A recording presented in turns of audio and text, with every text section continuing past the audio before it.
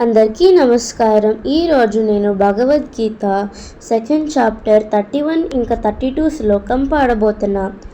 స్వధర్మ అపి చావేక్ష న వికంపితు అర్హసి ధర్మ్యాది యుద్ధాతి చేర్యోనత క్షత్రియస్య న విద్యతే యద్ర జయా చోపపన్నం స్వర్గద్వారం అపావృతం సుఖన క్షత్రియ పాట లభంతే యుద్ధమిదృశం.